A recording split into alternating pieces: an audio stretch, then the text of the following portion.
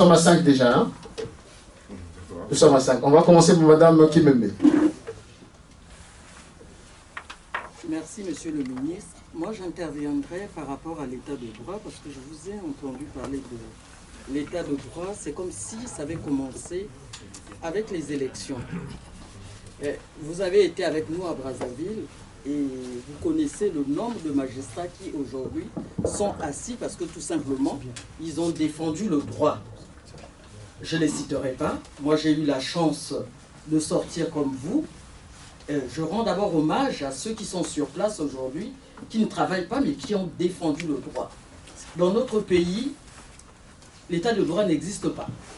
Il n'existe pas, il s'est accentué certainement avec les élections.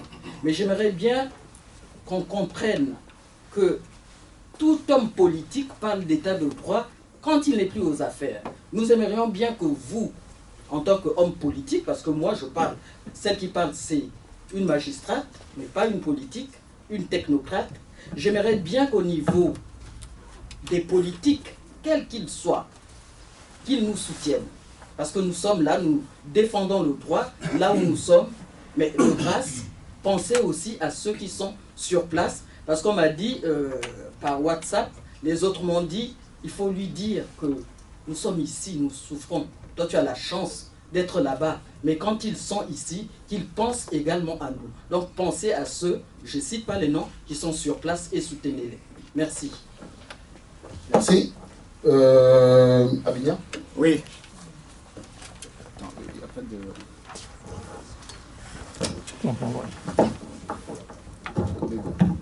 Bon, je commencerai par la fin de l'intervention du ministre Mirassa, qui consistait à souligner le fait que nous n'aimons pas le Congo. Nous n'aimons pas le Congo. Et la question fondamentale est celle-là, qui recoupe la question de la gouvernance, parce que ce sont les hommes qui gouvernent. Le ministre Mirassa a bien fait de rappeler un peu son passé. Personnellement, je vous suis depuis Paris. La fermeté avec laquelle vous affrontez Sassou m'a toujours ému. Dans ce sens que il y en a qui jouent au petit malin. Mais je crois que ce que vous faites sur la place de Brazzaville nous honore. Ça c'est... Donc, je salue votre combat. Pour le reste, vous l'avez rappelé, ce Congo que nous n'aimons pas, vous l'avez prouvé par le passé. Ancien élève du lycée Victor Auregneur, nous avons été des frères. Et nous étions, Ndoba et moi, en 5e, quand vous étiez en première, en terminale, vous nous avez prouvé par le passé ce que le Congo était. C'est-à-dire le travail. Monsieur Mirassa était parmi l'un des meilleurs élèves en mathématiques, et Consoli Bertin, l'un des meilleurs élèves en mathématiques. Cher ami, vous avez 5 minutes. Et du coup, on se retrouvait dans une situation où l'excellence était promue. Or, avec Sassou, la question fondamentale qui nous est posée ici, c'est que Sassou a éliminé les plus gros intelligents du Congo. Des civils comme des militaires, il n'a fait que tuer la matière grise congolaise. Et ça, je le répète, avec la question du pool. Donc Guy Bafimba a à un moment donné interpellé les Congolais de la diaspora avec ce contentieux du pool. Qu'allons-nous faire les générations futures, étant entendu que ce monsieur a opté pour la tuerie pure et simple des génies congolais de demain. Et j'en cite, il y en a beaucoup de milliers, les Kimboala Kaya, les Franklin Bukaka et tout ce monde que Sassou n'a fait qu'éliminer, nous laisse dans une faim, dans un désert d'intelligence. Et toute la question pour moi est celle-là, c'est-à-dire comment faire pour que effectivement ce monsieur arrête l'hémorragie, arrête de tuer les Congolais, arrête de tuer les générations futures. Parce que c'est des petits génies. Quand je vois les enfants du pôle, nos petits frères et sœurs, qui sont éliminés, en tant entendu que c'est demain, c'est les cas de demain. Et quand Guy Finva pose la question du contentieux, comment ceux qui viendront prendre le relais pour résoudre cette question? Parce que c'est des plaies qui vont rester. Je vous pose cette question fondamentale. Qu'allons-nous faire? Voilà, dans un premier temps. Merci beaucoup. Monsieur Djaba.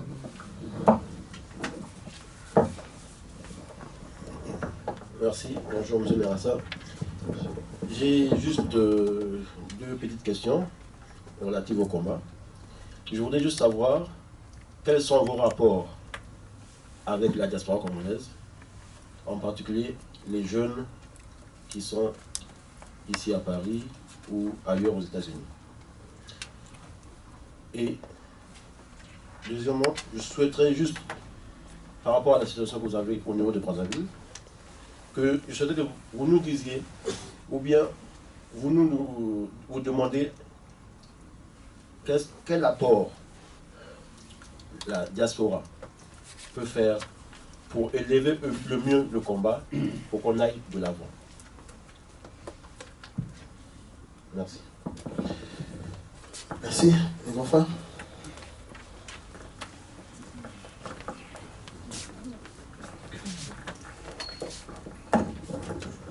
Merci. Moi, j'ai quelques petites questions à vous poser. Je voulais d'abord, parce que vous avez parlé de la diaspora, du travail que fait la diaspora, mais j'aimerais comprendre quel est aujourd'hui l'état de l'opposition congolaise à Brazzaville. Quel est son état? Comment est-ce qu'elle fonctionne? Parce que nous, ici, nous avons l'impression que l'opposition est désarticulée, puisque vous avez là-bas plusieurs tendances.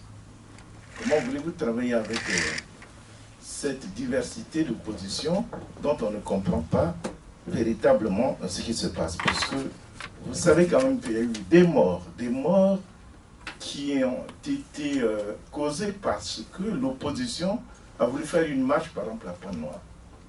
Aujourd'hui, ces morts-là sont totalement oubliées. Parce qu'il y en a qui ont changé de position, qui se retrouvent aujourd'hui avec le pouvoir. Donc, c'est pour ça que je demande quel est l'état de l'opposition. Deuxièmement, je voudrais savoir si... pourquoi d'abord le général Mokoko n'a jamais déclaré qu'il a été élu?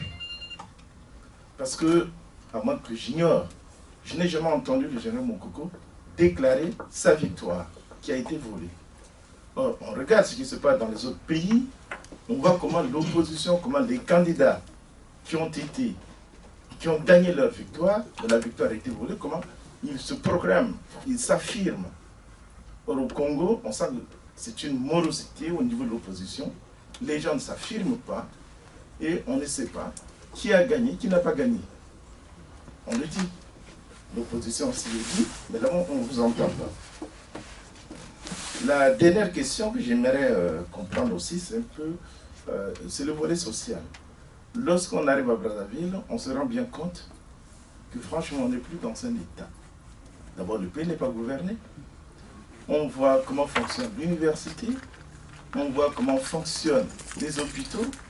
Bref, tous les services administratifs ne fonctionnent plus. Alors, comment travaillez-vous avec les syndicats et pourquoi cette résignation? Pourquoi le peuple congolais ne peut-il pas se soulever quand même? Vous avez un chef d'État qui vous nargue en disant, voilà, il y a une crise, vous ne pouvez pas faire les grèves. On entend que le silence. Est-ce qu'on est vraiment anéanti à ce point-là? Peut-être que je reviendrai un peu plus tard, mais je préfère m'arrêter. Ok, merci. Oh, monsieur Merassa, on va épuiser. Ouais. On continue? Non. Non, on finit d'abord avec la première série. Vous répondez à la première série et puis... Oui, je vais répondre. Ouais.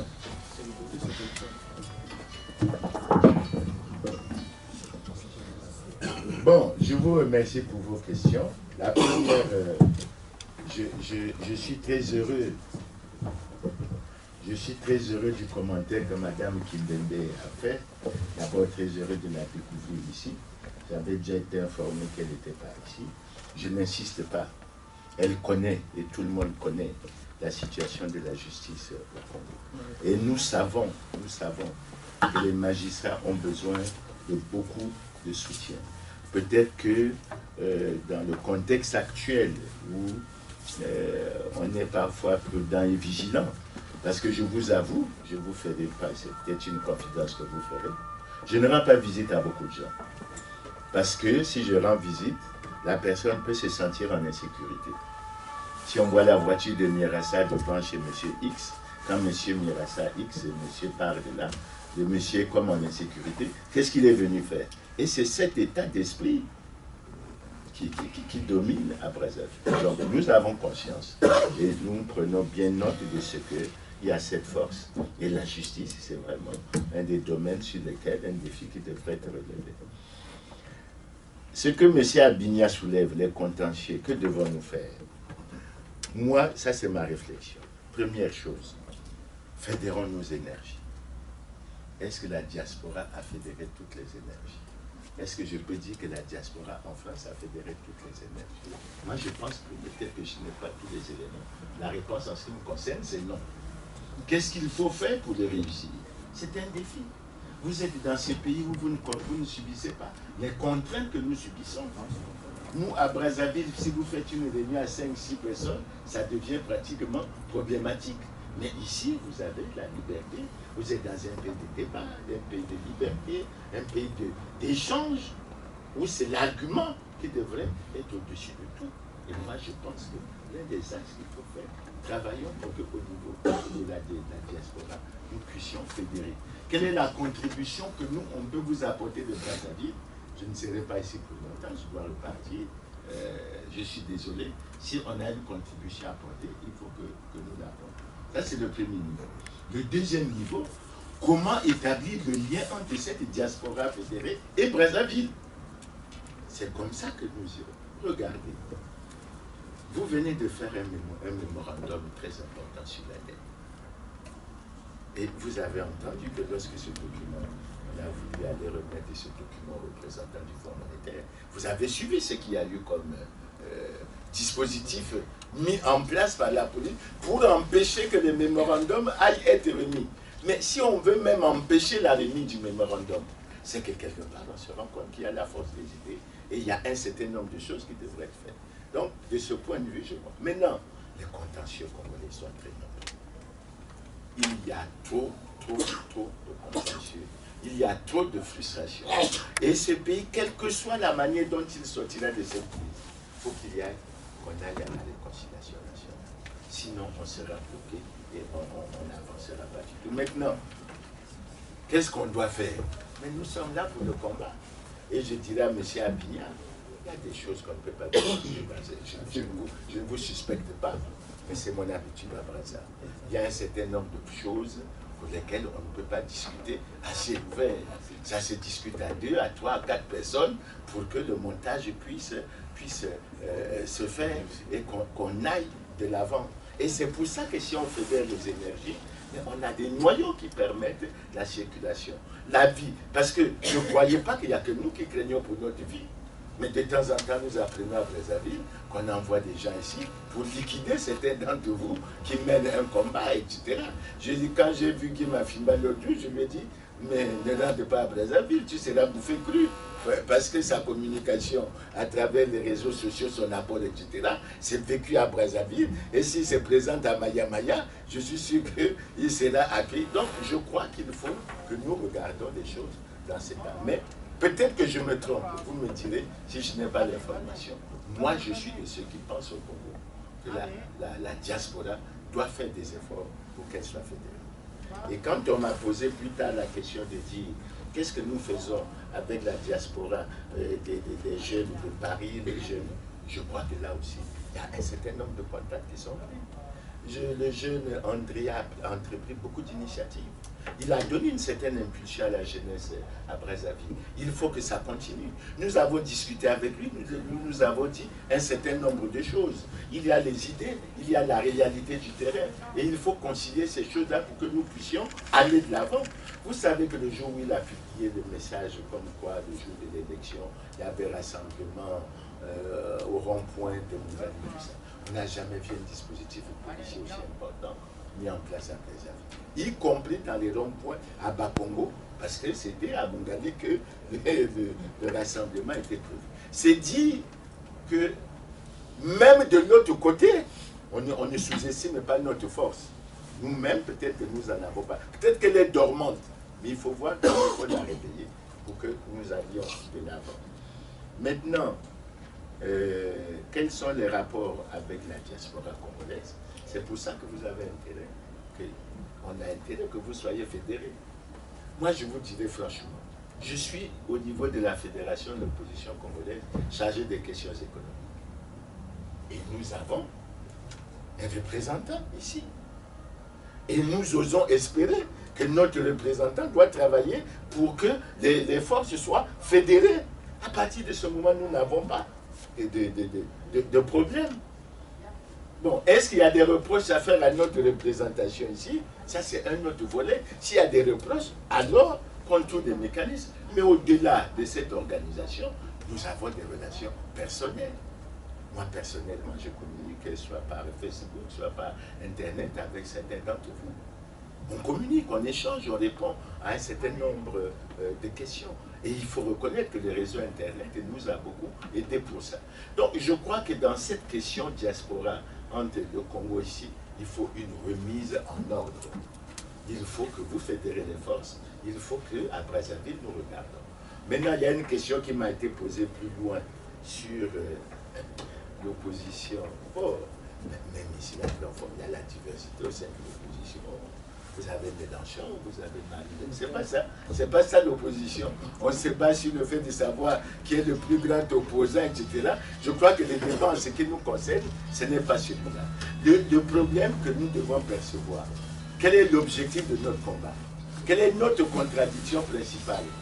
Tout en sachant, il ne faut pas que vous le sous-estimez.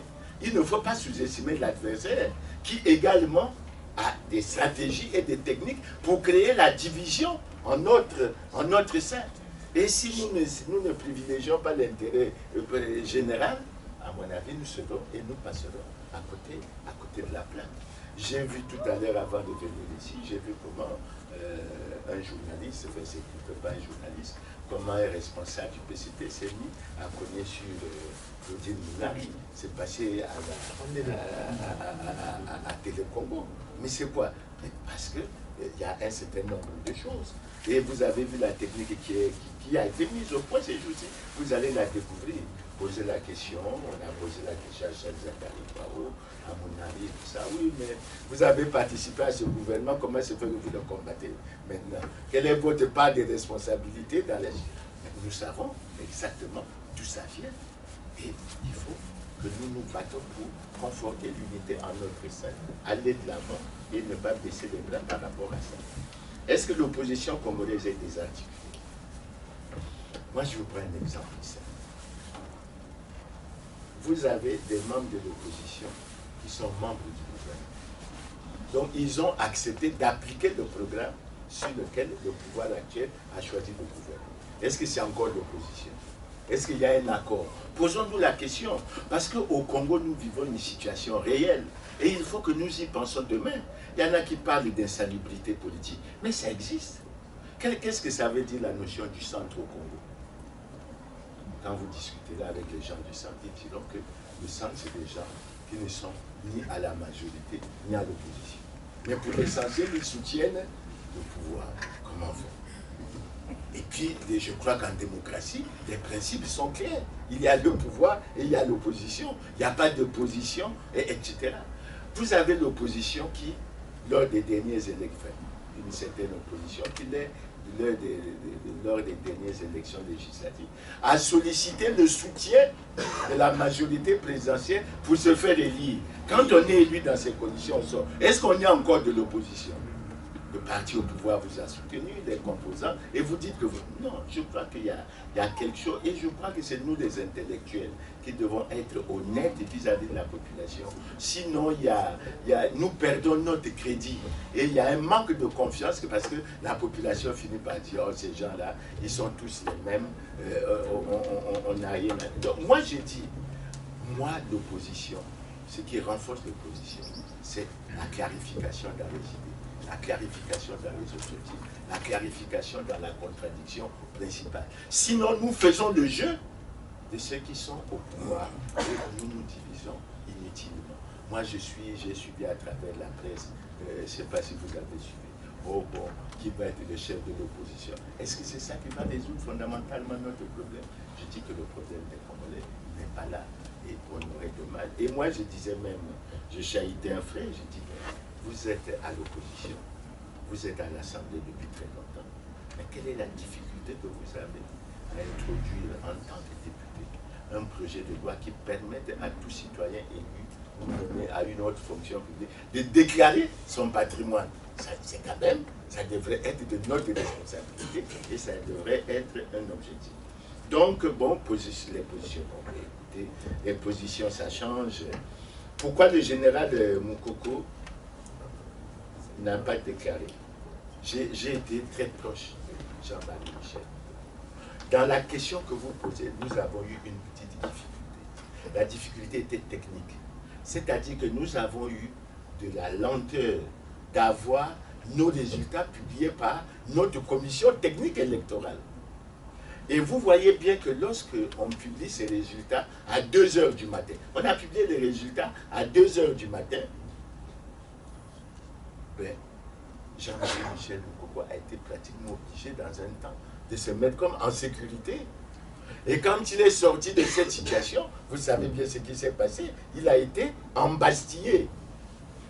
Mais malgré tout, les déclarations ont été faites après. Mais vous savez qu'officiellement, les résultats de l'élection présidentielle n'ont jamais été publiés. Parce que la publication, ça veut dire quoi? Ça doit être suivi de la publication au journal officiel qui doit permettre à ceux qui ont été candidats de présenter leur recours sur la base des données reconnues. Ça n'a jamais eu. De sorte que même, parce qu'il y a un candidat, c'est Guy Parfait Kolela qui a fait un recours, ce recours a été déclaré irrecevable parce qu'il était déposé dans des délais qui n'étaient pas conformes à la loi. Mais est-ce qu'il pouvait en être autrement puisqu'on ne lui avait pas remis les résultats, la matière première qui permettent de continuer ce travail. Donc, pour le reste, maintenant, je vais terminer par là. Pour volet social, on n'est plus dans un état fonctionnement de l'île. Non, le bilan, nous le connaissons. Le pays va très mal. Tout, rien ne va au Congo. Rien ne va. Regardez la dernière société, comment ça s'appelle, les transports urbains qui a été créé. On n'arrive plus à payer les salaires. Et les Congolais se posent la question, mais tous les jours, il y a des gens qui prennent ces bus, ils sont pleins. Comment expliquer que cette société puisse avoir 3 ou 4 mois d'arriéré de paiement des salaires? La COGELO, c'est la même chose.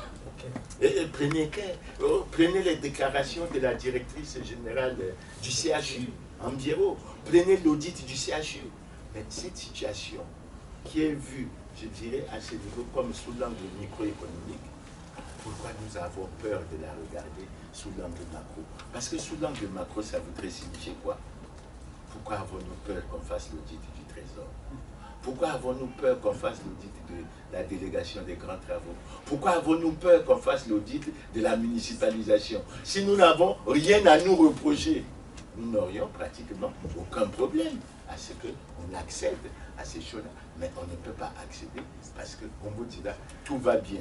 Mais aujourd'hui, vous avez suivi le commentaire des journalistes. Lorsqu'on a dit on va former le gouvernement d'efficacité, les Congolais ont réagi. Donc celui qui était là n'était pas efficace. Bon, c'était, dit-on, le gouvernement de la rupture chargé de gérer la rigueur et la vérité. Les Congolais ont vu le gouvernement. Qu'est-ce qui a changé fondamentalement? Chaque Congolais peut donner son appréciation. Je vous dis, le Congo, c'est ça, il ne marche pas. Et vous avez l'avantage, j'ai vu le ministre Poukedene, vous avez ici ce genre de rapport.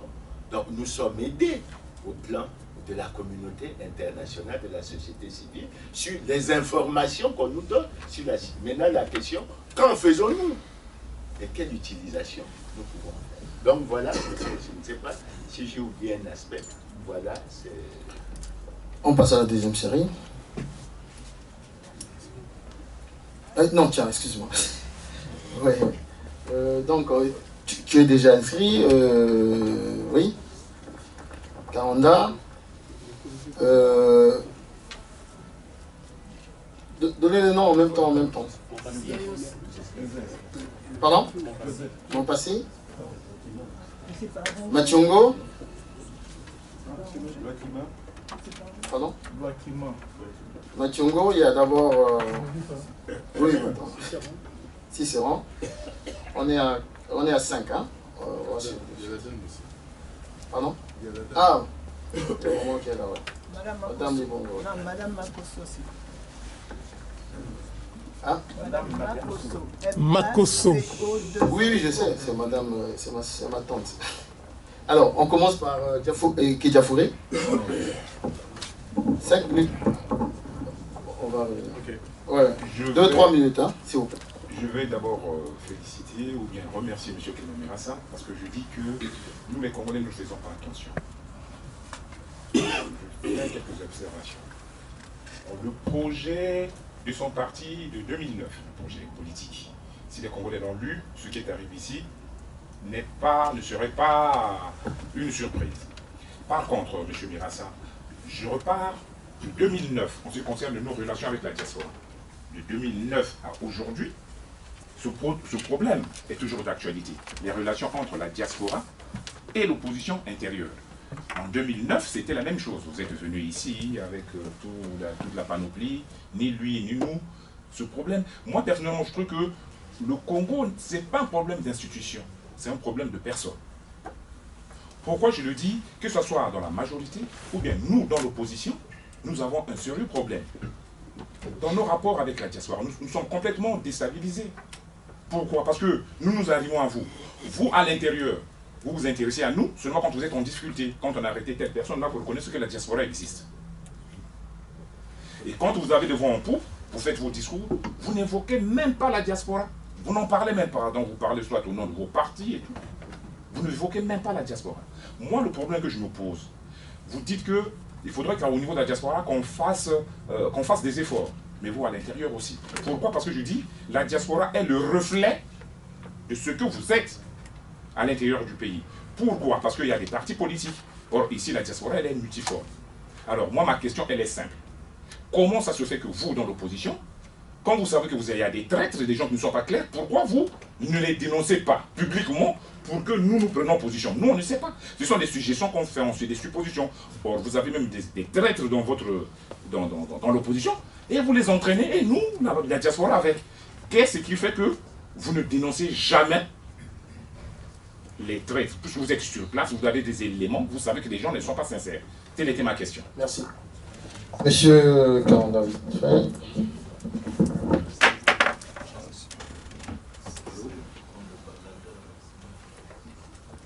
Un seul, baladeur, un seul. C'est celui-là le bon. Il devrait avoir un baladeur. Mais il n'y a pas de baladeur. C'est-à-dire qu'à un moment donné, il faudra se déplacer. Ah, bien là alors. Bonjour, Monsieur Mirassa. Je suis très heureux de vous voir aujourd'hui. On communique beaucoup, donc les gens qui ne savent pas, on a l'habitude de communiquer.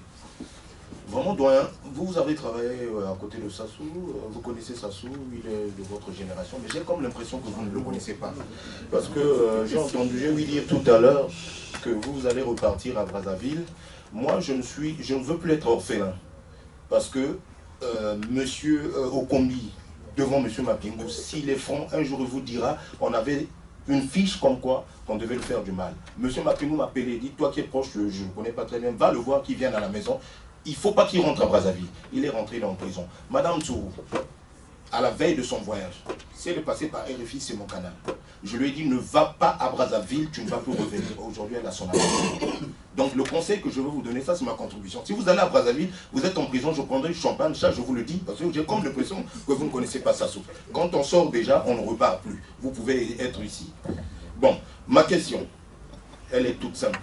Aujourd'hui, on veut avoir une solution pour le Congo. Mais moi, je pense qu'avec la présence de Sassou au pouvoir, même si vous avez vos doctorats, je vous dis que c'est faux. J'ai toujours dit, la chirurgie, elle fait mal, mais elle soigne. Nous, on a un problème de finances.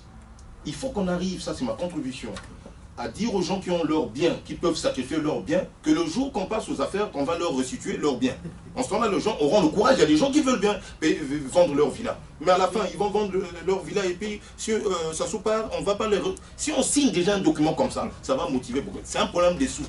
Je vous dis, aujourd'hui, si vous avez 1 million d'euros, 2 millions d'euros, monsieur Nitou peut faire partir ça sous le mois RSA. Il sait de quoi je parle. Vous donnez 2 millions.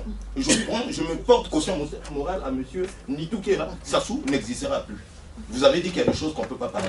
Nous, on a fait notre travail. On n'a même plus besoin de ces réunions. Mais par politesse, par respect, vous vous êtes déplacé. Les gens ne me voient plus dans les réunions. Merci. Donc aujourd'hui, comment on va faire pour avoir de l'argent qui nous permettra aujourd'hui d'affronter Sassou? Parce que le problème n'est pas... Merci. Monsieur Montpassy.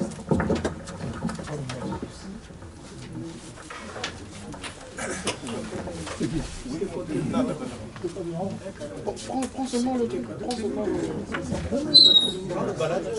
seulement le baladeur. Donne le baladeur.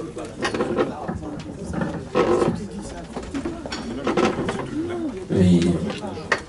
Monsieur le ministre, je suis très heureux effectivement aujourd'hui d'être en face de vous parce que vous faites partie de ces intelligences dans le domaine économique, en effet, notamment statistique, puisque nous savons tous que vos interventions sur ce plan sont d'une très bonne qualité. Ceci étant dit, vous avez dans votre discours abordé un des sujets, notamment celui de la responsabilité, et vous avez pointé du doigt effectivement différentes générations, mais nous savons tous que la génération qui a aujourd'hui gouverné ce pays est toujours aujourd'hui en place, notamment celle des années 30, 20, et je voulais savoir effectivement, est-ce que très humblement vous pouvez nous dire quelles sont votre responsabilité dans cette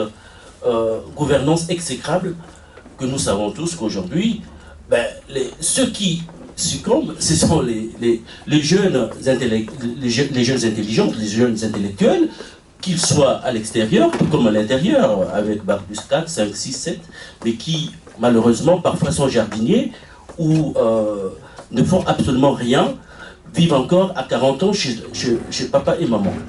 Ce dernier, moi je pense, ou ces derniers, n'ont aucune responsabilité dans cette mal-gouvernance. Donc, je voulais avoir votre... c'est-à-dire que votre point de vue pointu sur ce plan-là.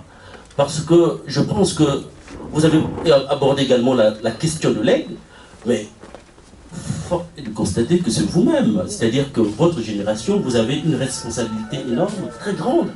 Parce que malheureusement, la situation de toutes les façons, nous le savons tous. Et je voulais en fait également aborder, puisque un vient de le faire, moi je pense que le Congo aujourd'hui, ce n'est pas en fait une question. Moi je pense que le problème fondamental, c'est une question d'institution. Nous n'avons pas besoin en fait des hommes forts. Hein. Nous avons besoin en fait des institutions très fortes pour justement pousser de l'avant en fait ce pays sur tous les plans.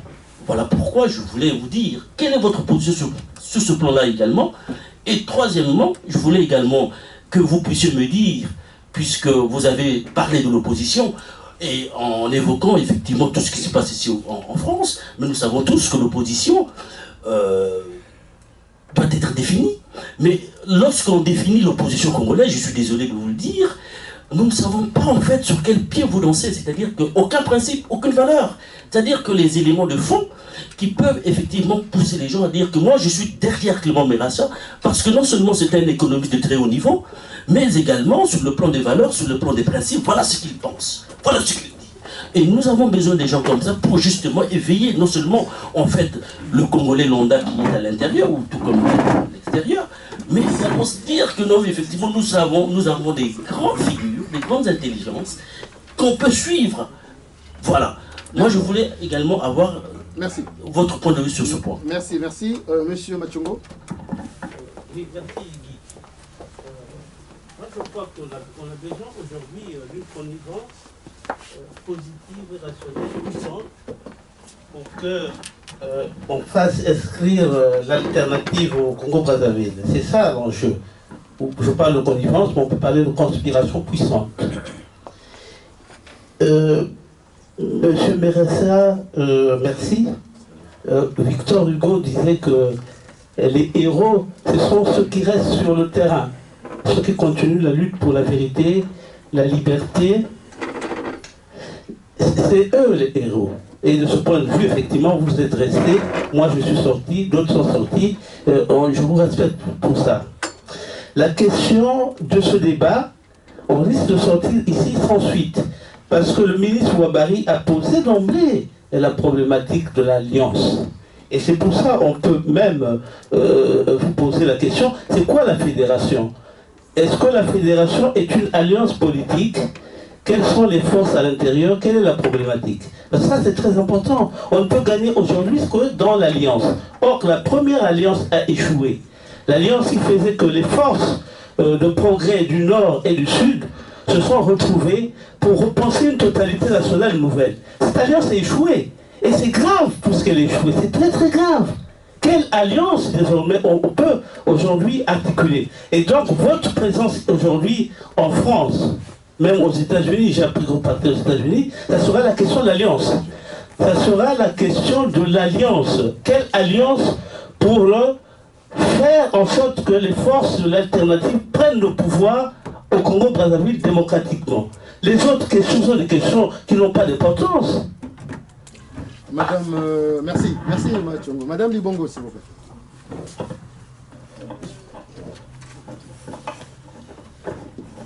Je vous remercie de me passer la parole et je vois que mon neveu insiste sur le nom de Limbongo. Je ne vais pas en faire un problème, mais je voudrais quand même clarifier certaines choses.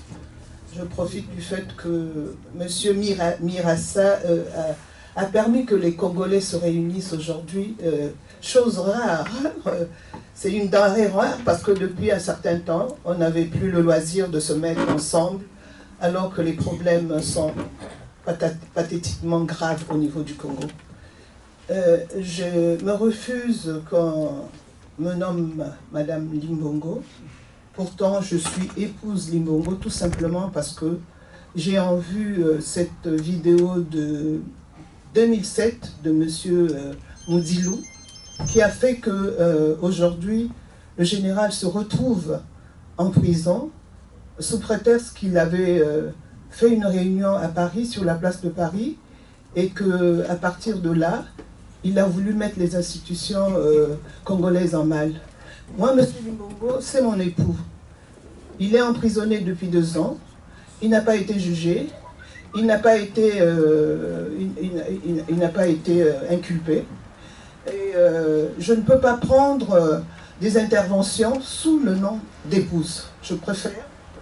Parce que demain, on dira qu'il était en connivence avec son épouse et que à partir de Paris, il a fomenté des coups d'État. Je vous en supplie, je prends.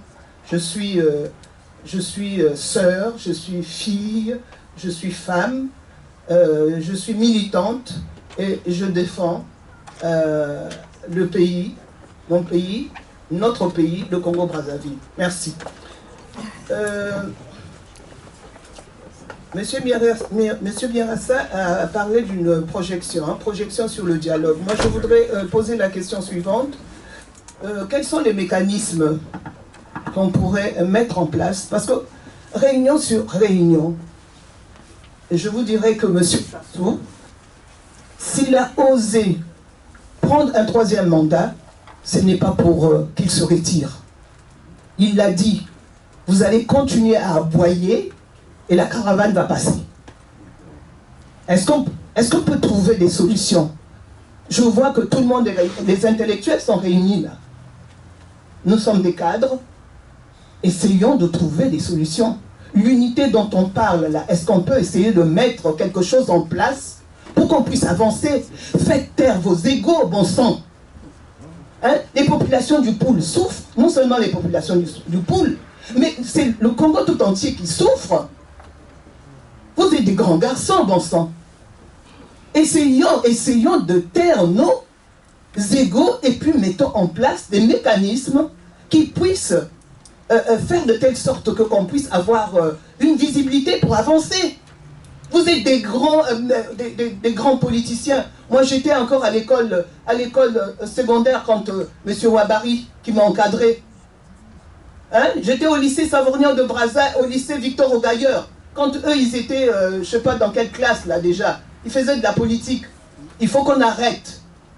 Il faut qu'on arrête, je vous en supplie. Merci, madame. Nous sommes des... Non, pardon, s'il vous plaît, une minute, s'il vous plaît. Parce qu'on n'a pas l'occasion de nous retrouver comme ça.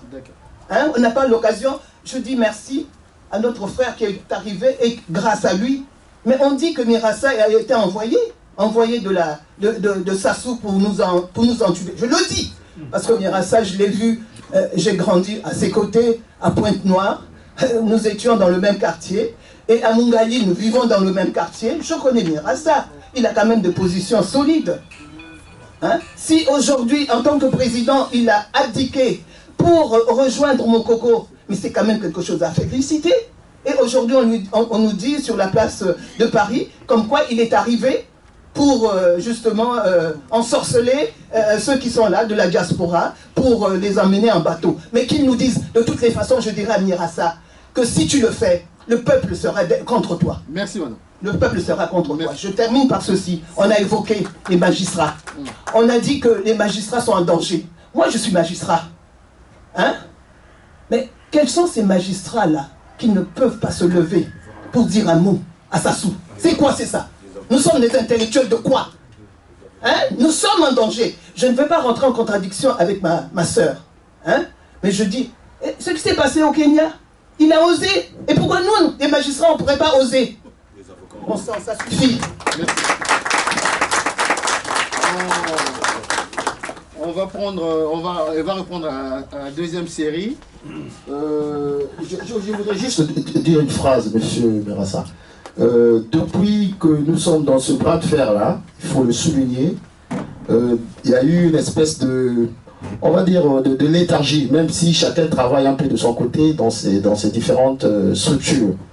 Et ce que maman vient de dire tout à l'heure, madame Makosso, est importante. Raison pour laquelle je vous avais dit dans notre petite réunion préliminaire, votre passage ici va être déterminant sur la marche à suivre du combat. Vous voyez bien qu'il y a toutes les composantes. Et je suis quand même avec mon doyen Loubello, un des plus anciens dans le combat à Paris ici.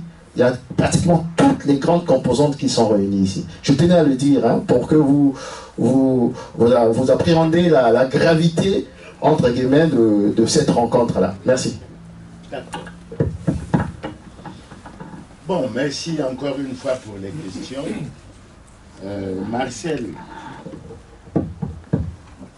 Marcel a dit quelque chose qui m'a touché droit au cœur, en disant qu'il semblait que nous ne nous intéressons à la diaspora que lorsque nous sommes menacés.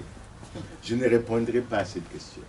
Je dirais que la responsabilité de cette situation revient à Joseph Ouabari, qui est notre représentant ici. Et s'il n'y a pas de canaux de transmission, c'est à lui de regarder quel est le problème en réalité qui fait que la communication ou la connexion entre nous à Brazzaville et vous ici, nous qui avons des représentants ici, que cette connexion ne soit pas bonne. S'il y a un grain de sable dans la machine, il faut qu'il soit enlevé. La question des traîtres, vous savez cette question. Les gens m'ont appelé de Brazzaville pour dire « Sassou m'a donné de l'argent pour que je vienne me faire soigner ». Je dis « c'est bien. Si le président Sassou, enfin je m'excuse, peut se permettre de faire soigner quelqu'un pour l'aider à le combattre, à mon avis, ça serait une très bonne chose. Est-ce que ce serait une mauvaise chose? Je dis, ça ne serait pas du tout, etc. Mais il faut sortir des mesquineries. Il faut privilégier le Congo. Sortir des petits problèmes mesquins qui ont la tendance de nous amener à la division et de nous éloigner de l'objectif que nous recherchons. J'écoute vos interventions. Lorsqu'on parle de l'alliance, et ce qu'on veut, c'est quoi? C'est que nous privilégions l'intérêt général et que nous nous oublions un peu. Et qu'au moment où on se bat, on ne se dit pas, si on gagne, moi je serai ministre de l'Intérieur. Si on se bat, il faut que je sois désintéressé pour l'intérêt du Congo et que nous essayons d'avancer. Les traîtres, on nous parle de ça tous les jours. On dit, il y a des gens qui prennent les guéris, il y a les gens qui font ceci. Mais on dit à la population, donnez-nous les preuves. Comment voulez-vous que j'aille dire à un frère avec lequel on pose un certain nombre d'actes que toi tu es traître? Sur quelle base? Et vous avez la configuration. Ma sœur Pauline a parlé avec beaucoup d'émotion quand elle dit que je suis envoyé ici pour essayer de créer le trouble dans votre milieu. Mais écoutez, je vais créer ce trouble comment? À partir de cette réunion, comment je vais faire? Comment des intelligences aussi fortes que vous, on peut vous sous-estimer au point où, dans un pays comme celui-ci, on peut penser qu'il n'y aurait ça. Non, je crois que le combat, je vous ai dit, il y a des choses qui se disent, il y en a qui ne se disent pas. Le combat, il est difficile. Et nous évoluons dans un milieu extrêmement difficile. Le jour où j'ai été attaqué, le 4 novembre 2014, parmi les éléments qui avaient été pris, qui étaient ensemble avec nous dans le combat, je crois que qui était encore à Brazzaville. Lorsqu'on les a mis dans les jeeps de la police, il y en a qui ont commencé à dire aux policiers, toucher les policiers pour dire, moi je ne suis pas avec eux, je travaille pour vous. Et quand ils sont arrivés à la DGST, ils ont été libérés le soir même. Mais nous étions loin de nous douter qu'ils étaient infiltrés. Et ça, quand vous posez la question, ben, les gens des services de police vous disent non, c'est notre travail. Il faut bien qu'il y ait des gens. Mais il faut qu'on ait l'objectif fondamental. Moi, je suis de ceux qui pensent une chose. Je suis de ceux qui pensent une chose claire. Et moi, je l'ai retenu d'un curé, j'ai voulu la transformer au niveau politique. Il a toujours dit, il n'y a pas d'amour, il n'y a que des preuves d'amour. Et moi, je dis, il n'y a pas d'opposition, il n'y a que des preuves d'opposition. Et lorsqu'on a ces preuves d'opposition, on a avancé. Donc, il ne faut pas également que nous rentrons dans le jeu, un tel a pris l'Ingiri, etc. Mais le jour où nous aurons la preuve que quelqu'un a vraiment pris une option qui est contraire à ce que nous visons, je crois que nous le dirons, parce que c'est nos vies qui sont en danger. N'oubliez pas que nos vies sont en danger dans cette démarche. Bon, ensuite, travailler, repartir à Brazzaville, ben écoutez, nous n'avons pas fini le combat. Moi, je suis désolé de vous dire, je repars à Brazzaville. Je ne suis pas venu pour rester ici. C'est dur, c'est pas facile. C'est dur pour moi, c'est dur pour ma famille. Le 4 septembre à 2 h du matin, quand on encerclait ma maison, ma femme a voulu aller prier à 6 h du matin. Quand elle ouvre le portail, les policiers avaient mis les gécos, lui ont dit, madame, vous ne pouvez pas sortir. C'est pas facile. Mon enfant n'a pas pu aller au travail. C'est des sacrifices. Mais on le fait pour le Congo, il faut que nous avançons. Et il faut qu'on se dise qu'il ne faut pas que ce soit ça qui nous fasse reculer. Il faut que ce soit ça qui nous détermine et qui nous engage à dire nous avons besoin de notre Congo que celui que nous vivons maintenant. Et cela est possible, il faut que nous y arrivons. Maintenant, le problème financier, j'ai écouté ce qu'il a dit. Ça, ce n'est pas un problème à discuter à ciel ouvert. Je pense qu'on aura l'occasion d'échanger. J'ai pris bonne note de ce que si on a 2 millions d'euros, on va faire avancer les choses. Je crois que tout le monde dans la salle a entendu ça. Maintenant, chacun de nous doit se battre pour voir comment on doit faire pour avoir les 2 millions et aller à la victoire. Parce que ce que nous souhaitons, c'est effectivement cette victoire. Maintenant, ma responsabilité. Je préfère être jugé. J'ai été fonctionnaire, j'ai posé des actes. Je ne me reproche de rien. Je ne me reconnais pas un dossier de détournement, etc. J'ai été ministre dans 2 gouvernements. Je ne me reproche pas également. Et je suppose que j'ai été ministre en 91, j'ai été ministre en 92. Je suppose que s'il y avait des dossiers, 30 ans après, ces dossiers devraient apparaître en surface.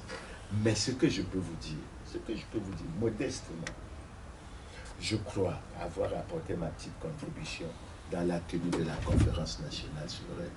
Et je pense, en ayant en mémoire les frères comme Jean-Pierre Tister Chikaya, Je vois comment nous avons manœuvré à l'époque en partant d'un groupe de 2, 3, 4 personnes qui est devenu un groupe.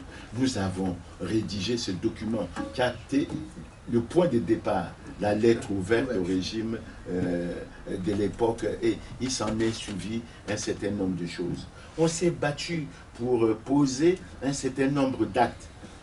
L'intérêt, ce n'est pas ça. Ce n'est pas de vanter le culte de la personne, mais l'intérêt, c'est, quel que soit le peu que j'ai fait, le Congo est dans les problèmes. Donc, je n'ai pas encore suffisamment fait. Qu'est-ce qu'il faut faire pour que nous sortons le Congo de cette situation? La jeunesse, les défis sont nombreux. Mais j'avoue, quand je discute avec les jeunes, je les interpelle assez souvent. Parce que la jeunesse, c'est quoi? Quand vous prenez au plan démographique, au plan de la définition démographique, on est jeune jusqu'à 32 ans. Et je dis souvent à ces jeunes, vous avez des associations qui s'élèvent pour soutenir ceci, pour soutenir. Mais battez-vous d'abord pour votre propre problème.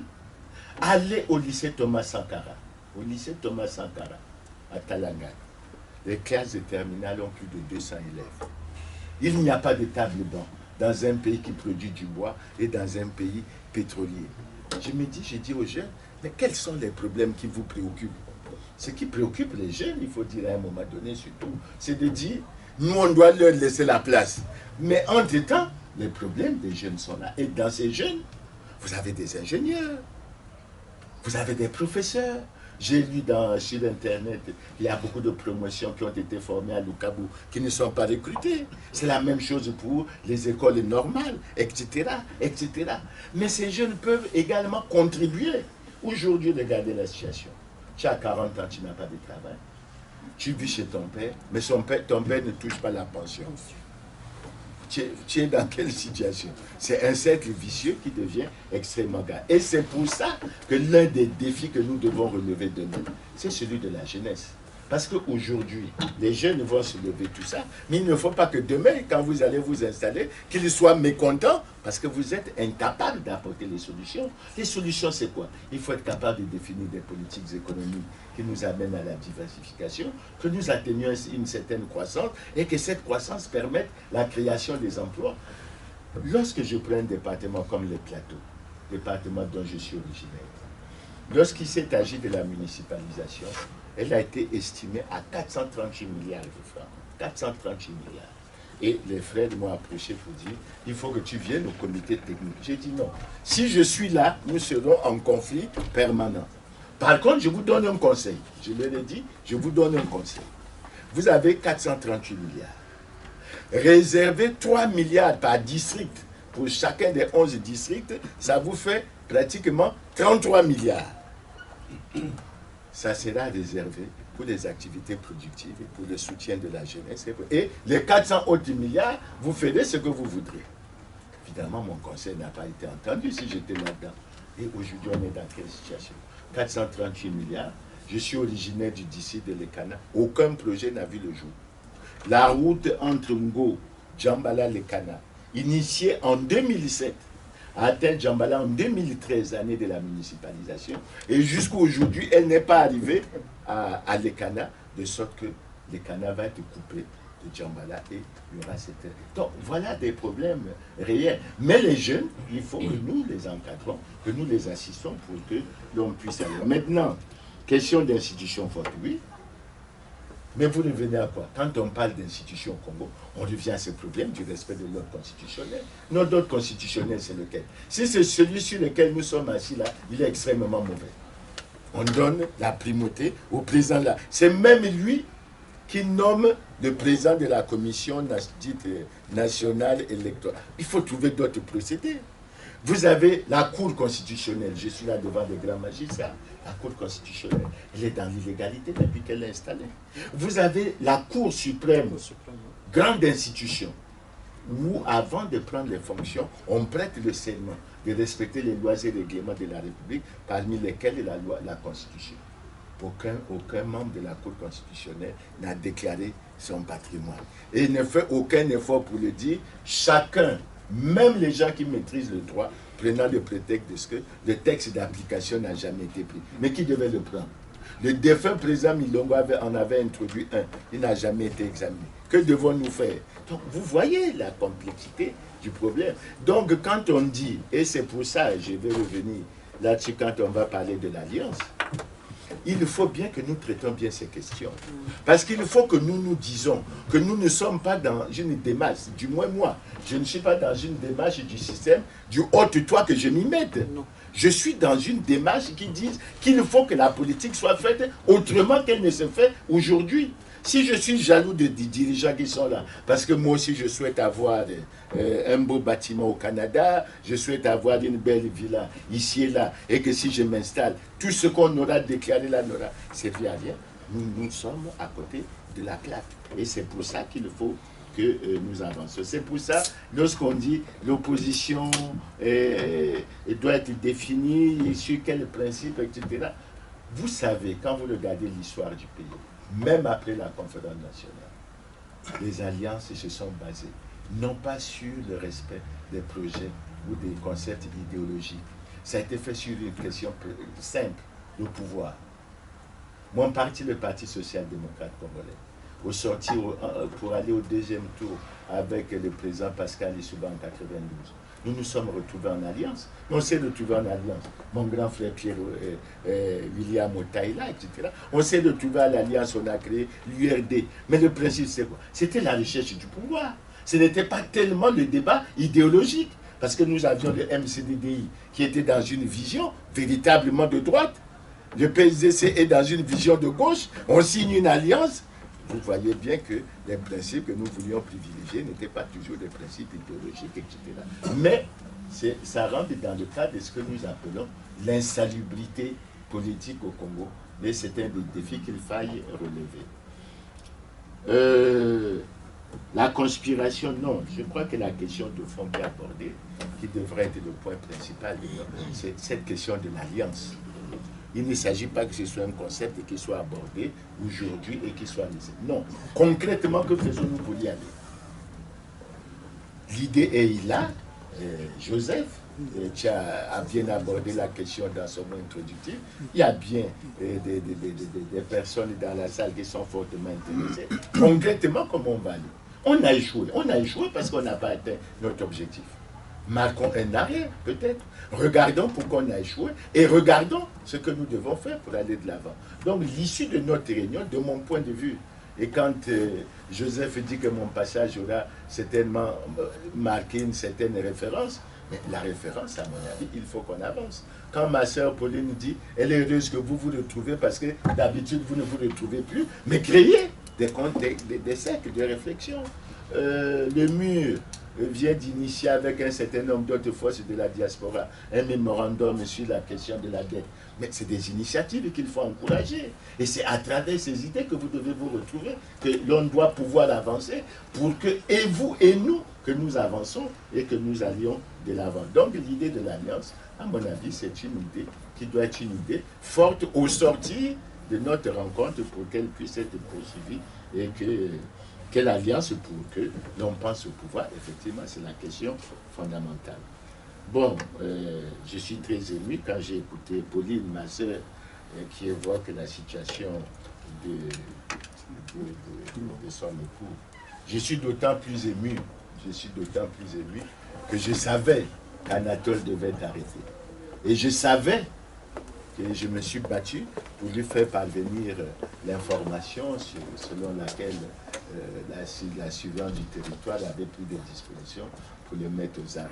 Mais il est resté chez lui, digne, et il a attendu ce moment. Il a été pris chez lui et amené, et aujourd'hui, il est dans les conditions. Maintenant, c'est qu'elle évoque. Que font les magistrats? Bon, il y a cette question de la peur. Un jour, j'ai fait une intervention à la télé et un homme politique m'a approché pour me poser la question. On était assez nombreux à l'oreille pour me dire, mais où est-ce que tu dors maintenant? Je trouvais la question un peu embarrassante. Je lui dis, mais je dors chez moi. Il dit, avec ce que tu as déclaré là, tu dors chez toi. C'est pour vous dire un peu le sentiment de peur qui touche un certain nombre de Congolais. Et nous, on n'est pas découragés. Que faire pour les sortir de la peur? Elle évoque l'exemple du Kenya. C'est un exemple remarquable. Est-ce qu'aujourd'hui nous pouvons vivre la même chose au Congo? C'est un combat. Il faut que les gens puissent se lever, il faut qu'ils puissent dire un certain nombre de choses. Elle parle quels sont les mécanismes du dialogue. Principe du dialogue, oui. Mais en termes de mécanisme, réfléchissons encore. Et ne débattons pas encore de cette question à ciel ouvert. Prenons le temps. Et moi, quand j'ai suivi un peu les déclarations qui ont été faites par Isidore Mvuba, qui demandait maintenant qu'il a, il semble-t-il qu'il a eu des instructions pour amorcer les négociations avec les personnes. Je dis, finalement les lignes bougent. Finalement les lignes bougent et on va essayer d'avancer. Donc sur le dialogue, il y a des réflexions qui sont faites. Il y a des choses. Mais je crois que le moment est venu, et je vous invite à ce que, pour ceux qui partagent cette idée, que les choses puissent être préparées et que demain, nous ne soyons pas surpris, que même vis-à-vis de la communauté internationale, nous ayons des idées très claires sur la question. Pour le reste, je dirais à la suite de ce qu'a dit Pauline, que faire pour sortir de la peur? Et aujourd'hui, je vois un certain nombre de sœurs qui sont au combat, qui sont extrêmement courageuses et qui posent parfois des actes très forts que nous les hommes, nous avons encore peur de poser. Et c'est à nous. Et sur cette question, c'est à nous d'approcher les uns les autres. Il y a ceux qui parlent en retrait, il y a ceux qui sont du devant. Nous avons pris le devant de la face, mais nous assumerons. Nous osons espérer que c'est pour la bonne cause. Voilà. Ok, alors, donc, il y a Cicéron qui est déjà, il y a Lévi. On va revenir, mon frère. Ah bon, d'accord. Il y a M. Ndova.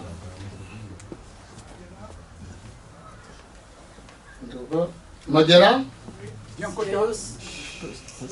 Non, tu arrives en retard, mon frère. Laisse les choses évoluer comme... Sérieux? On amplifie. Sérieux? Et puis, il y a 1, 2, 3, 4. Il y a 5 déjà. Hein. On va passer tout à l'heure. On va arriver, mon frère. On va arriver. On va trouver une démarche. Vaut mieux la finir et puis on va revenir. On va arriver. Donc, tu commences. Cicéron.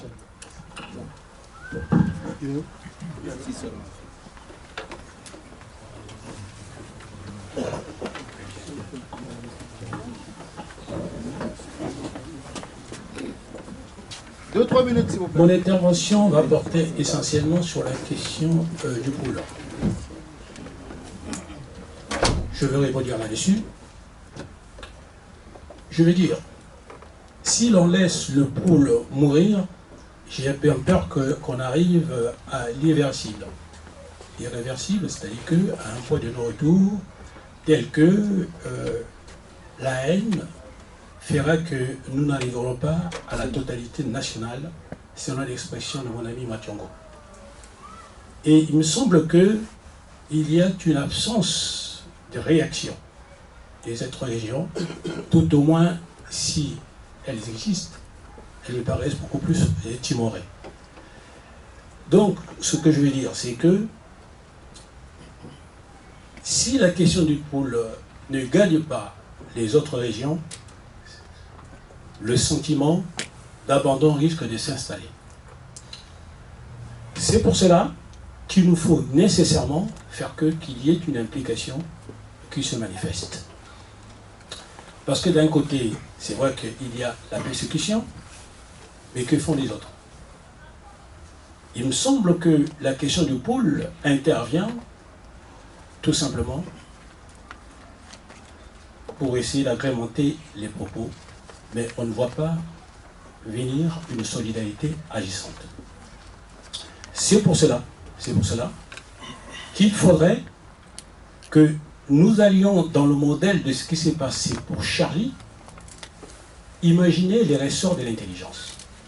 Imaginez tout simplement qu'au fond de ruisseau, de Djambala ou de partout ailleurs, nous ayons des gens qui portent les pancartes pour dire nous sommes aussi le pôle.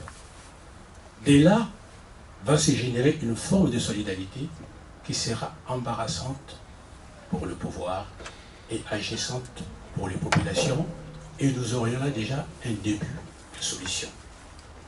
C'est pour cela que les véhicules qui sont les partis politiques doivent être utilisés à cette fin afin de vulgariser et de répandre cette idée. Et c'est là le sens de mon intervention qui est en fait tout simplement une contribution que je verse dans les bras de notre ami et frère, Monsieur le ministre Amir Hassan. Je vous en remercie. Monsieur Lévy.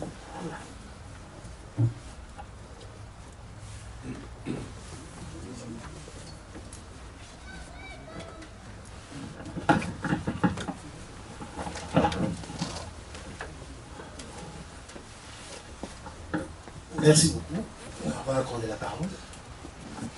Bonjour, monsieur le ministre Amir Hassan. Merci d'avoir eu l'idée de pouvoir organiser cette réunion, c'est bien. Vraiment, merci beaucoup au ministre Olari et bien aux autres aussi. Ma question, j'ai relevé 2 points, je vous ai bien suivi. Vous avez parlé de la réconciliation, vous avez parlé du dialogue. C'est une question de monsieur le ministre, je voulais un peu avoir votre position par rapport à cela. Est-ce que vous êtes pour le dialogue avec Sassou Nguesso? Pourquoi? Parce que pour nous, l'association amicale des Indiens 242, notre position est claire sur ce point. Je vous ai bien suivi. Vous avez dit que le pays va mal, et très mal. Et nous savons bien celui qui est à l'origine de cela. C'est bien ce dernier. Donc, notre position à nous, comme nous l'avons évoqué lors du congrès qui a bien eu lieu ici, du 6 au 7 août 2016, on avait dit pas de dialogue avec Sassou Nguesso, pas de gouvernement d'union nationale avec Sassou Nguesso, pas de transition avec Sassou Nguesso. Il est le mal du pays. Maintenant, donc c'était ma question, et je voulais un peu élargir un tout petit peu, pour rejoindre mon frère Karanda, ce qu'il a dit, je crois qu'il a été clair là-dessus. Mon grand frère Mafimba, il sait bien, on s'est réunis sur la place de Paris pendant longtemps. De 1997, lors de son coup d'État, on se retrouvait à la GK.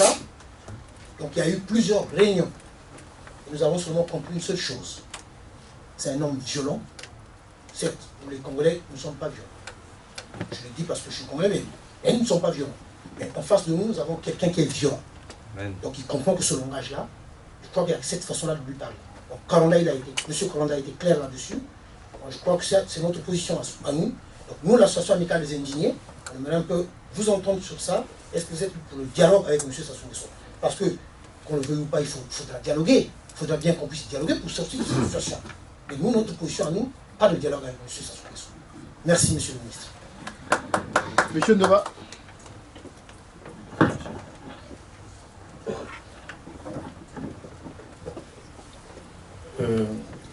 Bonjour Clément, merci. Je voudrais publiquement présenter les excuses de M.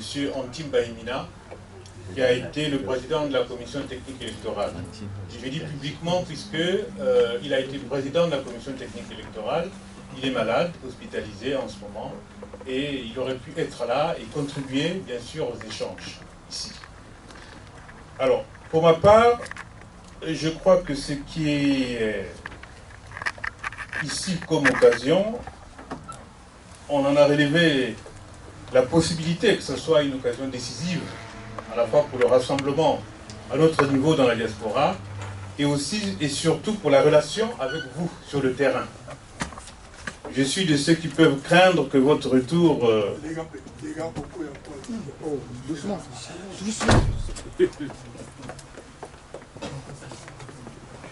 Je suis de ceux qui peuvent craindre que Clément, il t'arrive un malheur demain, en rentrant au pays, quand je dis demain, c'est-à-dire à l'avenir. Mais je suis de ceux qui savent aussi que pour toi, ce sera une épreuve de plus. Monsieur Clément Mirassa était l'une des personnalités qui ont connu la prison pour la réussite de la conférence nationale. Il a été arrêté à cette occasion, pour les jeunes qui ne le savent pas, et pour ceux des acteurs ici présents qui auraient peut-être oublié cela. Il l'a évoqué modestement tout à l'heure, le travail fait. Les messieurs Boukebene étaient là, les messieurs Ouabari et tout ça, mais messieurs Mirassa, autour de Tisser Chikaya, de Jean Itadi et d'un certain nombre, en tout cas moins de 10, c'était les initiateurs de ce qu'on appelle la lettre ouverte qui a conduit à l'organisation de la conférence nationale. Lui, il a été arrêté pour cela.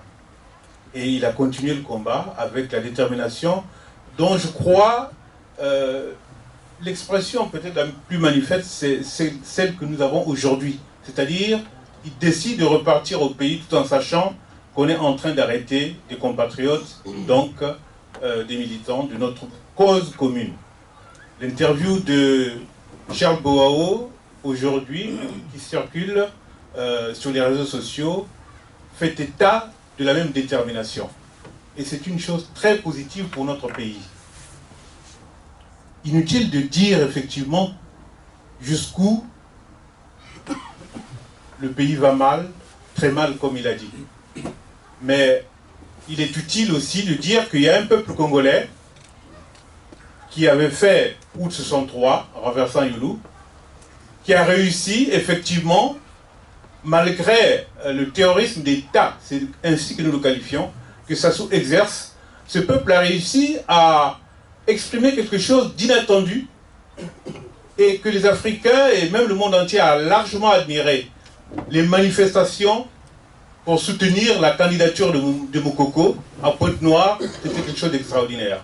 Mais d'abord, les manifestations contre le référendum constitutionnel. Ensuite, effectivement, tout ce qu'il y a eu comme explosion populaire contre Sassou pendant cette élection qui est en définitive restée une large mascarade. Mais par rapport à cette mascarade justement et par rapport au changement que nous voulons demain, la question de dialoguer ou pas avec Sassou est une très bonne question à laquelle j'espère que tu répondras correctement tout à l'heure. Je me permets de tutoyer publiquement, hein. Mais en même temps, je voudrais que ceux de la fédération de l'opposition, c'est-à-dire avec Joseph ici on en discute, que vous considériez qu'on est dans une dynamique qui doit être celle du changement au système de Sassou Nguesso, nous le disons tous très bien, mais que cette dynamique, vous la représentez pour un segment donné, le segment de ceux qui ont dit qu'ils refusent de reconnaître Sassou comme président élu. Ça c'est une force, il faut reconnaître cette force à la fédération de l'opposition, dont on rappellera la composition tout à l'heure, puisqu'une question a été posée dans ce sens. Mais en dehors de cette fédération, il y a des acteurs collectifs, individuels, société civile, acteurs politiques, qui disent qu'ils sont de la résistance. Et cela, c'est depuis le coup d'État de 97, puisque effectivement c'était un coup d'État. Et cela, pour d'autres, c'est dans le parcours qui a suivi 97 jusqu'à présent. Et c'est notamment ceux qui ont par exemple dit que non, c'est pas la peine d'aller à l'élection présidentielle parce que c'est sur la base de la Constitution que Sassou impose et que nous avons rejeté. Donc je crois qu'il y a là un dénominateur commun qu'il faut construire. Le dénominateur commun de tous ceux qui ne veulent pas, de un, pas Sassou individuellement, mais parce que nous le connaissons aussi, historiquement. Et le système qu'il a installé, notamment depuis l'application de cette constitution, dont on ne cessera jamais de rappeler que l'article 96 lui attribue toute la magie de l'impunité. Ça, c'est un dénominateur commun. Donc, nous combattons Sassou et son système. Vous, à la fédération qui dites que vous ne reconnaissez pas sa victoire, et d'autres acteurs, d'autres Congolais, qui sans avoir voulu, qui n'ont pas voulu aller à l'élection présidentielle, mais qui ont combattu, qui ont dit non au référendum, ou même avant le référendum, ceux-là également, dont nous devons trouver la base d'unité. C'est un premier dénominateur commun. Je suis pour qu'on construise ces dénominateurs communs, et je crois qu'il y en a beaucoup d'autres. J'en dénombre à peu près 5. Mais je ne m'étendrai pas spécialement sur cela. Merci. Je dirais par exemple qu'il est bon que nous convenions que les problèmes conjoncturels qui sont au nombre de 3 aujourd'hui, qui mobilisent toutes les forces, doivent être traités, si possible, chaque fois en commun. Le problème des prisonniers politiques, le problème du pool et le problème de la crise économique avec la présence, les négociations avec le FMI. Donc c'est un dénominateur commun, cette conjoncture. Parlant à l'économiste qui sait distinguer la conjoncture de la structure, on sait à quoi nous en tenons lorsque nous voulons aborder ces questions conjoncturelles des prisonniers politiques, parce que c'est conjoncturel. C'est ça ce qui a créé ça de toute pièce. Ça peut passer, y compris avec le FMI, mais cette conjoncture économique qui est là, elle a certes sa signification structurelle, mais nous devons aussi conjoncturellement essayer de l'aborder en termes tactiques politiquement. C'est pour cela que, pour les prisonniers politiques, nous menons un combat. Chaque organisation brandit les moyens qu'elle peut. Toi, personnellement, tu as connu Mpika Marcel, le colonel Mpika Marcel, qui est ta promotion au lycée. Anatole Lingongo, n'en parlons pas. Les autres prisonniers, tu les connais très très bien. Bon, vous faites le travail que vous pouvez là-bas, mais souvent vous dites aussi, et à juste titre, que vous, la diaspora, vous avez les libertés, vous avez l'accès aux moyens de communication, vous avez l'accès à toutes les chancelleries possibles à Paris. C'est nous qui nous devons également continuer le travail. Et nous le faisons. Bon, mais sur le FMI, je crois que il y a un petit trouble qui s'est introduit dans notre démarche commune. Il faudrait là construire un dénominateur commun, notamment en faisant en sorte que, et la dynamique qui a soutenu ou qui a porté le mémorandum initié par le MUR, d'une part, d'autre part, la dynamique de la société civile là-bas sur place, qui a remis la lettre au FMI, et il y a un troisième groupe autour des Assises nationales du Congo, la diaspora, avec des signatures de plein d'autres acteurs individuels ou collectifs, des avocats, des médecins, etc., depuis l'Amérique du Nord, le Canada, etc. Cette dynamique également, c'est une troisième dynamique.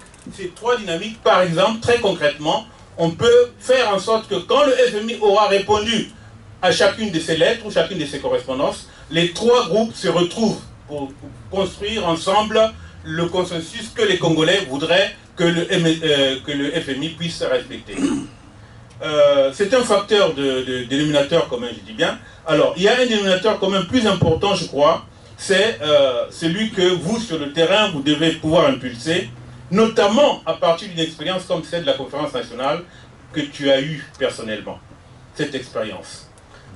C'est savoir que travailler avec les syndicats, comme tu l'avais fait avec Bokamba et Ngoma, comme vous l'avez fait à l'époque, c'est aujourd'hui une clé. Mais c'est vrai que le contexte n'est plus le même. C'est vrai que les syndicats ne sont plus ce qu'ils étaient, puisqu'à l'époque d'ailleurs c'est un syndicat unique. Mais il faut travailler à ce que ceux qui se préparent à l'université avec les Mokamba et les autres syndicalistes de l'université puissent y ait la jonction nécessaire avec le mouvement étudiant. Le Congo a souvent bougé à partir du mouvement étudiant, du mouvement scolaire. Et je crois qu'il y a, comme tu l'as dit en prenant le cas d'un lycée où il manque des tables bancs, que les gens puissent s'organiser. La leçon simple que nous avions, nous, depuis notre adolescence, c'est on mobilise les gens sur la base de leurs intérêts et on organise les gens également sur la base de leurs intérêts. Les dénominateurs communs, donc, on peut les construire de manière dynamique et pouvoir avancer sur la cause fondamentale, bien sûr, qui est politique. Enfin, il y a le temps, je vais m'arrêter là. Autrement dit, il faudrait attirer l'attention sur le rôle néanmoins également qu'on ne peut pas évoquer ici de manière plus explicite, mais le Congo, c'est une dictature militaire. Et si on ne fait pas le travail qu'il faut auprès des militaires, des policiers et de tous ceux qui sont en armes, je crois que Sassou poursuivra son plan qui est celui de Nkurunziza. C'est-à-dire, vous demandez le dialogue, la communauté internationale, il fait telle promesse, ensuite il continue jusqu'à être un président qui mourra au pouvoir. Il y a ce risque et ce scénario, il faut le garder à l'esprit. Merci. Merci. Merci. Monsieur Mabiala, s'il vous plaît.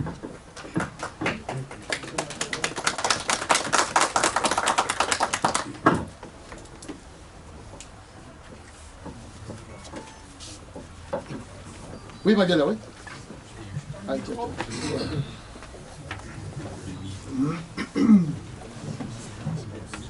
oui, essayons d'être un peu plus concis. Parce qu'il Merci. Ça va être un peu difficile puisque j'allais commencer par négocier ou vous supplier de m'accorder un peu de temps pour deux raisons. Je vais essayer de répondre à certaines questions aussi pour clarifier les éléments que le ministre a donnés, notamment sur la collaboration en diaspora et le Congo, mais rapidement. Je voudrais, après faire une contribution, ce n'est pas une question, une contribution collective, puisqu'on est en quelque sorte plusieurs structures qui avons préparé cette contribution. Mais je ne vais pas être trop long. Donc, premier élément, sur le rapport entre la diaspora et l'opposition, je peux témoigner ici que justement, et Guima Fimba, le ministre Ouabari, le ministre Oukebene peuvent aussi le témoigner, que nous travaillons avec l'opposition de Brazzaville. Un exemple simple, sur le dossier mémorandum qu'on évoque aujourd'hui, le ministre Mirassa a été directement en contact avec nous dans l'élaboration de ce document. Donc pour éclairer la lanterne là-dessus. Cette initiative de mémorandum, peut-être que tout le monde n'en a pas entendu parler, elle est partie de la société civile, parce que c'est une personne, c'est pas l'association Mur, c'est une personne, et je le cite, Hervé Maïka qui est là, qui le premier avait lancé cette idée, et nous avons travaillé avec plus d'une vingtaine d'associations de la diaspora, de l'Europe et de l'Amérique. Donc voilà un peu de quoi nous parlons, c'est comment on arrive à ce document qui a été déposé auprès des partenaires, au FMI et auprès des chefs d'État qui sont en partenariat avec le Congo aujourd'hui. Donc, voilà un peu pour les éléments de réponse. Notre contribution est la suivante en quelques points rapidement. D'abord, merci aux organisateurs de cette rencontre, je ne vais pas revenir là-dessus, le ministre Ouabari et les autres. Merci particulier au ministre Mirassa d'avoir pris le temps de nous écouter aujourd'hui, malgré la situation que nous connaissons, familiale, privée. C'était extraordinaire et c'est très important. Je voulais dire un mot, nous l'avons déjà dit et nous sommes aujourd'hui à une rencontre exceptionnelle, importante. Dire un mot de tous les acteurs qui sont sur le terrain, qui sont au front, qui craignent pour leur vie. C'est très important. Leur dire que nous les soutenons, que nous faisons de notre mieux. Et là, je m'excuse de citer encore des noms, avec Guy, Andrea, Sadio, les indignés sur la place de Paris, nous faisons de notre mieux pour relayer leur appel de détresse. Et nous allons continuer de le faire. Et nous savons que cet appel-là, cette action est efficace. Le ministre l'a dit, nous sous-estimons nous-mêmes peut-être l'importance de notre action, mais là-bas, ça empêche le pouvoir de dormir. Voilà ce que je voulais dire dès le départ par rapport à ça. Deuxième point, notre position sur les prisonniers. Il s'oppose, on a beaucoup d'interventions où on tergiverse de savoir si c'est des prisonniers politiques ou pas. Pour nous, pour l'opinion internationale, Anatole Limbongo, Jean Gwabi, Jacques Bananganzela, Jean-Marie Michel Mokoko, André Okombi Salissa, Paul Makaya, Modeste Bokadia qu'on vient de libérer, tous et des centaines qui sont en prison, sont des prisonniers politiques. Ça c'est clair pour nous, il n'y a pas d'hésitation, il n'y a pas de confusion là-dessus. Le point suivant, c'est par rapport à la guerre du Poul. La guerre du Poul, et on l'a dit, nous préoccupe, c'est une guerre du Congo. Ce n'est pas une guerre du Poul, ça se passe dans le Poul, mais c'est une guerre du Congo.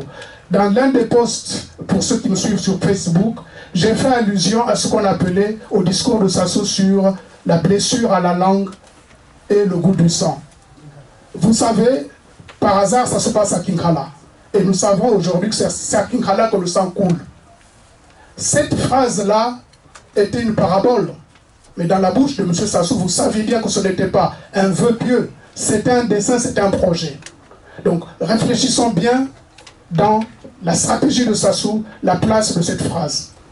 Donc, je termine par un appel solennel aujourd'hui. C'est l'appel de la concertation.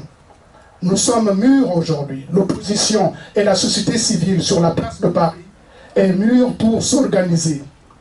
Nous appelons cette concertation, pas des individus, mais des personnalités qui peuvent, mais surtout, je dirais, des états-majors des forces politiques. Passons à l'action en tant qu'acteurs politiques. Organisons-nous, mon frère Ndoba l'a dit, le point de départ du mémorandum peut être justement un dénominateur commun. La rencontre d'aujourd'hui est une des occasions pour impulser cette force. Je termine par une invitation. Nous organisons, on avait prévu déjà une réunion hier, à Lyon. On n'a pas pu la tenir parce que par rapport à l'événement d'aujourd'hui, nous l'avons reportée. Nous la reportons à la fin de ce mois. Nous appelons toutes les forces politiques qui sont organisées à nous concerter pour élaborer un plan d'action, une feuille de route à partir d'aujourd'hui jusqu'à la victoire. Nous ne devons plus nous contenter de commenter les péripéties de M. Sassou. Organisons un plan d'action, passons à l'action en concertation avec nos camarades, avec nos frères qui sont sur le terrain. Moi, je ne doute pas, je vous ai commencé par ce témoignage-là. Le ministre Mirassa est à notre disposition. Au sein de l'IDC Focad, il y a un responsable des relations avec la diaspora. Organisons pour faire en sorte que nous n'agissions plus de façon sporadique, mais de façon régulière, jusqu'à la victoire. Tel est notre message aujourd'hui. Je vous remercie. Merci. Non, c'est Sayos. Juste à côté.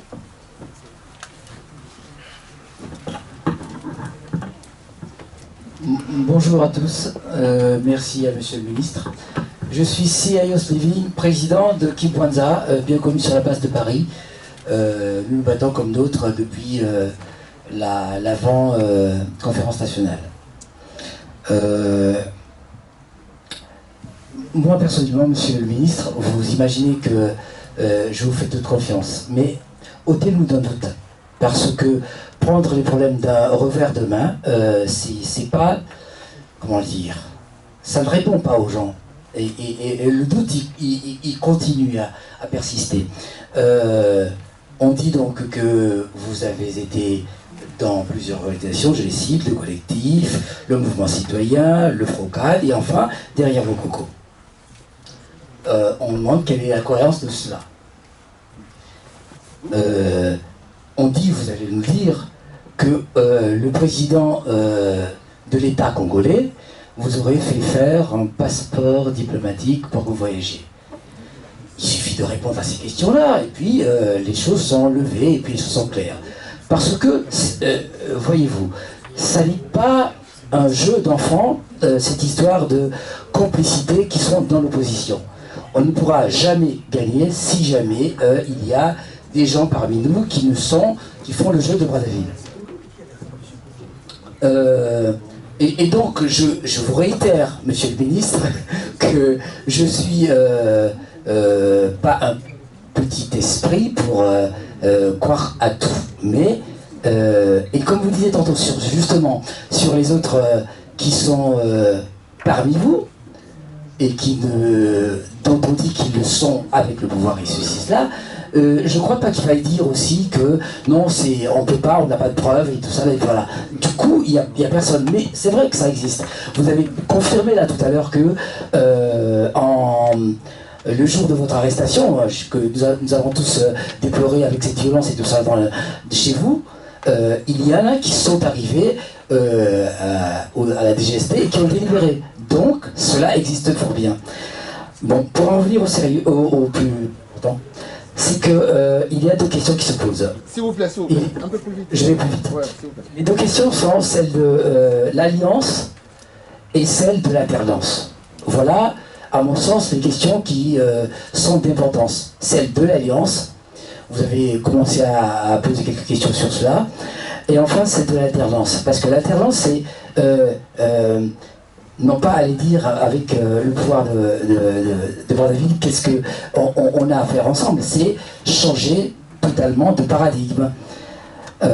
Enfin, je tenais à faire écho au problème du pool.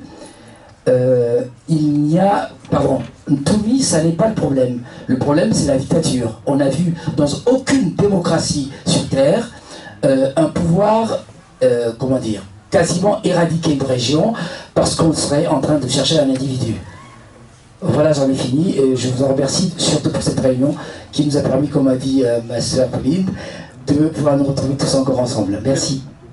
Monsieur le ministre, comme l'heure accélère, oui, je vais accélérer. Je vais accélérer. Bon, je commence par la dernière question. J'ai mon passeport diplomatique. J'ai mon passeport diplomatique sur moi. Et le fait de dire qu'on aurait donné des instructions pour me donner le passeport pose un problème. il y a des textes au Congo qui existent et qui désignent clairement qu'un ancien ministre doit avoir un passeport diplomatique. Je ne vois pas ce que le premier magistrat du Congo viendrait faire dans la délivrance d'un passeport, et je n'ai pas eu besoin, je ne suis pas arrivé à la présidence de la République, je vous ai dit que je suis allé au ministère des Affaires étrangères. Évidemment, j'avais demandé lorsque mon passeport a expiré en 2014, comme on délivre un autre, on n'a pas voulu, en fait, on n'a pas respecté les textes. Et je vous ai dit d'entrée de jeu que je n'ai pas été à la présidence, je n'ai pas rencontré Sassou. Les gens ils font beaucoup de spéculations, que j'ai rencontré, qu'il m'a donné de l'argent. Comment. Il y en a même qui ont dit qu'on a déposé des véhicules V8 dans ma parcelle. Je ne les ai jamais vus.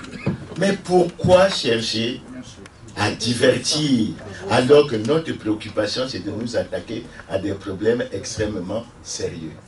Maintenant, quant au savoir, le collectif, le mouvement citoyen, etc. Mais référez-vous au débat d'idées. Tout ça, c'est une question de débat d'idées. Avant d'arriver au collectif, je parle devant Joseph Ouabari, nous avions d'abord eu un collectif que j'ai présidé, qui était mis en place pour revendiquer la mise en place d'une commission électorale indépendante. Après, nous sommes passés à l'ARD, où j'ai fini par assumer la première présidence. Le président actuel, c'est Mathias Nzon. Après, on s'est retrouvé avec les Pascal Tchatima Biala pour créer le front des partis de l'opposition congolaise, qui a été disloqué après la rencontre d'Evo. Et après, nous nous sommes retrouvés au collectif après les législatives de 2012. Et après le collectif, nous avions pensé, avec le débat sur la Constitution, qu'il fallait monter le mouvement citoyen pour le respect de l'ordre constitutionnel. Et nous sommes aujourd'hui à la fédération, c'est-à-dire que nous avons été à un moment donné avec les amis, Guy Brice Parfait Kolela, Pascal Tati, André Okombi, et nous sommes dans la phase aujourd'hui de la fédération de l'opposition congolaise. De mon point de vue, du point de vue du cheminement des idées, il n'y a aucun problème et toute la cohérence est là et on peut prendre le temps d'expliquer un peu ce genre de choses. Maintenant, le problème de savoir les traîtres, etc. Mais on a toujours dit à Brazza, donnez-nous les noms et les preuves, nous prenons les dispositions.